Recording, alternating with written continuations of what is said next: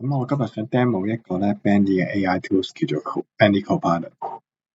咁喺好多時候咧，我哋想睇下係一啲問題嘅時候，譬如話我 display 唔到個 Chinese 喺個 IPS 入邊，咁我可以有咩嘅辦法咧？咁我可以咧着喺個 Home 入邊咧有個 AI tools 叫 Bendy Copilot。咁跟住咧我就可以問佢一啲問題，譬如話我點樣 display 個 Hong Kong Chinese character？咁我就問佢。咁樣點樣去 display Chinese character in Microsoft？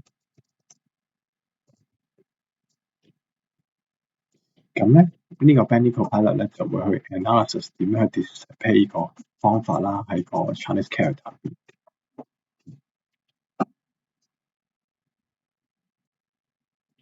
咁跟住咧就會 generate 一啲 result 出嚟。咁佢就會好快話喺呢個Microsoft 2026入邊啦。咁佢就話俾你聽咧，佢需要一啲 unique code 啦。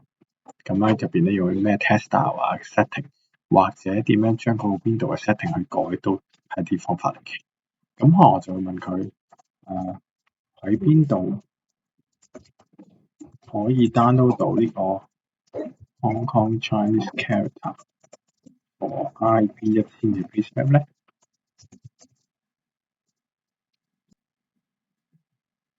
咁咧就會繼續去分析呢一個嘅一個問題。跟住咧就話俾你聽咧，佢有機會喺邊度 download 到啦。但係咧佢就只能夠咧話到俾你聽咧，佢喺 MicroStation 入邊咧係點樣做 providing。但係咧其實咧佢係唔會去 provide 唔到咧喺邊度 download 啦，或者一個 external 嘅 basement resources 啦。咁所以呢一個 case 咧，一啲 external 嘅 information 未必俾到你。咁但係咧，其實喺 download 個IPS 嘅時候咧，都會有一個 resource file。咁 resource file 入邊咧，都會有一啲嘅 true type font 佢需要嘅。咁我哋可以問下咧 Microsoft 問下 Copilot， 可以將啲 true type font 放喺邊度咧 ？How to which folder to copy the true TTF to display Chinese character for Microsoft？ 咁可以問翻佢類似關於 Microsoft 嘅一啲問題。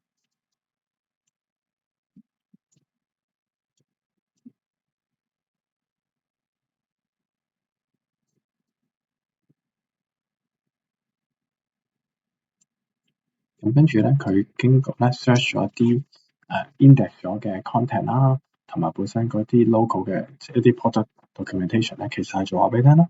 有一塊 Windows font 啦，或者咧你其實咧都可以咧放喺一啲叫font path 度，再 define 個 font path 嘅。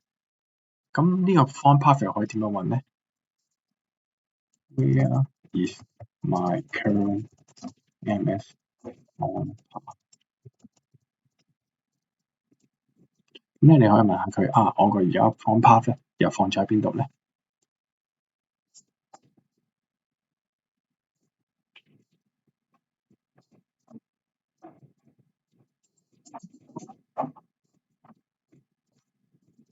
咁咧佢就話咧其實佢都可以用個 key 去揾嘅喎。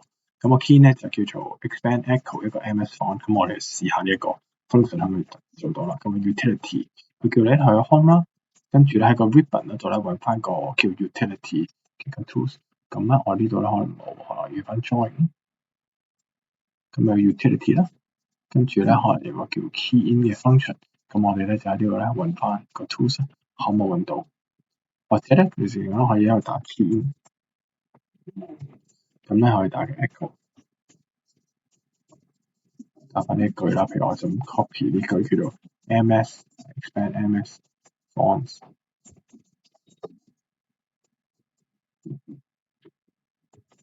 咁 enter。咁佢就話俾你聽，你個 font 咧其實儲咗喺呢度 D program files 呢個位。咁我試下咧 copy 嘅時候，睇下可唔可以咧做翻咁樣啫。好啦，我而家 copy 咗呢個位置啦。